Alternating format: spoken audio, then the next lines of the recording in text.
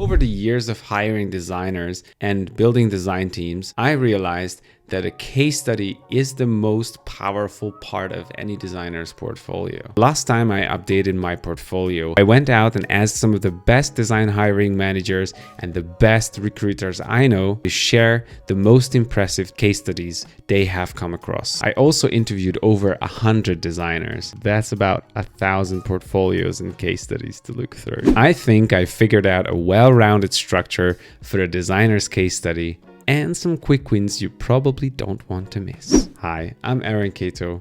I'm a product designer. I'm building digital products and amazing remote design teams for about 15 years. I'm here to motivate and give tips to help you supercharge your own design practice and to not make the silly mistakes that I did. Let's start with the facts. You are an amazing designer. You've turned ideas into websites, brands, digital products. You've created human-friendly interfaces that help people every day to solve their problems. This is a real superpower. Most people would have no idea where to even start. Little wonder designers are so in demand. Now the question is, how do you prove that you have this superpower?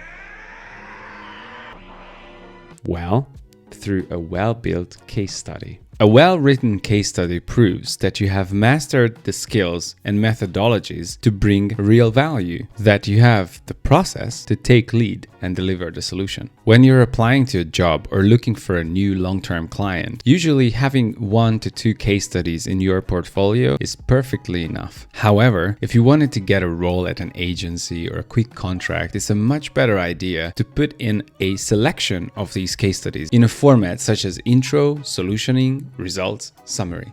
But now let's dive right in. The first big thing, the cover. This is the place where you catch your audience's attention, where you make them want to find out how you've gone from zero to hero. So what are the essential parts of a cover page? First of all, title. Here you have the opportunity to use a very captivating title, such as How X app went from unusable to featured app in the App Store. Here are a few things that you can put on your cover page. A quick summary about the problem at hand, aka the challenge, the industry, the platform, the language, the location. You can mention your role, time you have spent on the project, and the tools that you have used. And here's something very optional, but actually quite powerful. Make it beautiful. You sure have ended up with some beautiful brand applications or some UIs that you want to show off, so your audience will be more incentivized to find out how you've got to such beautiful results. The second section is research. This is the part of your case study where you show off how you identify the problem that your design project aims to solve. This will help you focus your case study and kick off a nice structure for the rest of the story. Okay, sometimes there are serious barriers to carry out a proper design research, such as time constraints.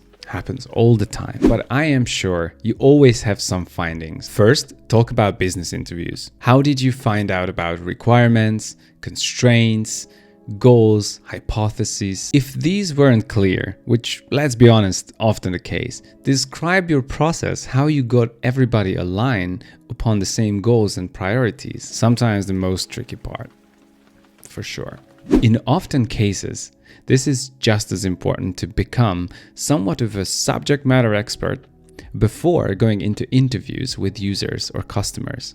Because if you don't know what they're talking about, then how can you ask good questions? Fairly recently, I started to work on a big project in the finance space, which operates with a very distinct lingo and a lot of abbreviations and jargons that I didn't understand. And sometimes it just made me feel like an outsider. I assembled a quick glossary that would help other newcomers in the business to not have this problem. This way, I was able to follow and interpret the conversations that I had. If you've done anything like that, definitely put that into your case study. The third section is user and customer interviews. Make sure to highlight your interview goals and describe the insights that you had through these interviews. Add the rest of the research that you did, for example, market analysis, competitive analysis, and so on and so forth. But please get to this fourth section, which is opportunities and challenges identified. It's yet another statement about you being able to deliver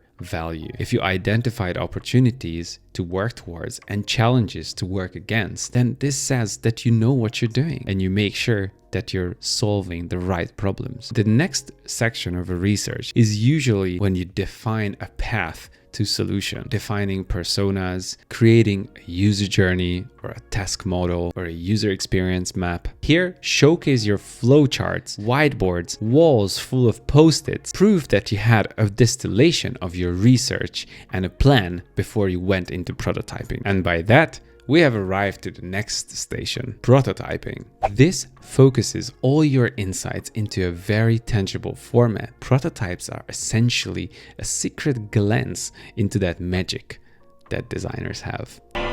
So what does it consist of? First, information architecture. If you're building anything other than a brand, you need to have some kind of information architecture that makes your work scalable in the long term. So it's time to do a photo of a card sorting exercise you've done with the team, or some very, very low fidelity wireframes that you've done in the beginning just to understand the overall structure, and then show your actual prototypes. It can be anything from a paper sketch all the way to high fidelity clickable prototypes, or both. Please don't forget to show user and usability tests you've done. If you didn't do more than show your prototype on a paper sketch to a couple of people, still perfect. Please include that, because this is the proof that you're validating your work as you go. And now we have arrived to the most beautiful part of your case study, visual design. Even if you're showcasing your own work or fellow UI or graphic designer's work, please include this section, because this is the juicy part that everybody wants to see. The final product, the shiny thing. So it's time to showcase those beautiful bits. Time for those eyes to feast. Your audience deserves it. They've done the work. They went through all your research, all your reasoning, all your prototyping. Now let them enjoy the results. Pro tip, if you have animated parts of this, like a GIF or a vector animation, please use those. And just like in previous sections, include the way you have validated your design. A/B tests, click tests. It is important that you ensure your provisional clients that you validate not only the interactions, but the actual visual design. This will tell them that you really care about the results. Done. You have it covered. From problem statement to final designs. You're ready to impress your hiring managers, right? Not quite. Please stick around for a couple more useful ideas as to how you should conclude your case study for the full impact. I also created a template in the form of a Figma file that you can use to build your own case study. It's yours to download completely free. The link is in the description. Project conclusion. What you've learned about the industry. Use very simple language, though you don't want to lose your audience at this point. What were the final deliverables? Research reports, user journeys, a design principle document, a UI kit, a design system, clickable prototypes. What were the most unexpected bits and experiences through this project? This is a chance for you to uncover some really exciting parts of the story. Another cool thing to share is what would you have done differently if you had more time. Obviously, there is hardly ever enough time in a project, but you can showcase what else you have had under your belt. You can also conclude your project with testimonials. Use the power of social proof to back up the success of your work. If you don't have these, no problem. You can always reach out to customer success managers or product managers or marketing managers, whoever have direct contact with end customers, or you can always ask them to provide testimonials about the impact of your work. Actually, that's quite a good idea. The PM or the marketing manager is probably the best person to give a testimonial on the work that you've done. If you have any quantified results of the success of your work, include them and highlight them. Measuring the success of a design project is sometimes really hard, but you always have some great choices. For example, a CSAT score, which is a customer satisfaction metric. You can measure improvements in emotional response. So for example, an increase in star rating in the App Store, or test subjects getting way more excited about the upgrade than the previous version. And there is CES, which is Customer Effort Score. It's a usability metric that shows that customers can easily accomplish their goals or find what they're looking for. And you can have measurements from your own testing sessions. So for example, the average time a user spends on a test, or a decrease in the number of confusions your users encounter when using the product. As a disclaimer, it can damage your credibility in an interview if you don't have the data to back these up. Again, if you don't have these quantified results, please reach out to your PM or customer success manager. They will have these numbers. Just ask. And now you're truly done. Your case study is ready to send. Still not, sorry. Just one more thing, just one more, I promise. Respect the time of your provisional client and give them the chance to get in touch right now.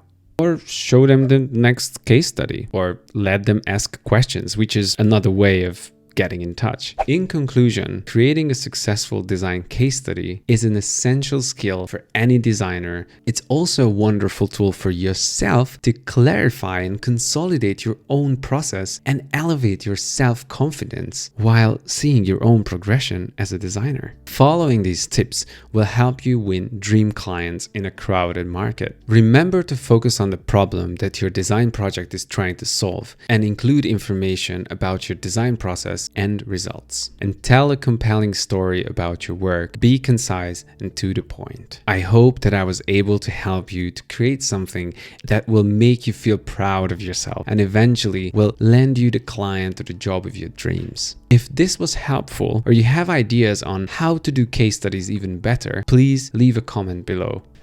Don't stop here though. If you'd like to learn a little bit more about the style of a winning case study, I've put together another video. It's a quick video with some simple principles that will help you to avoid the biggest mistakes, to save a lot of time, and to lock in the success of your case study. Thank you for watching, and please consider subscribing and hitting the bell icon so you can get notified about all my upcoming videos. Until then, stay passionate. See you all very soon.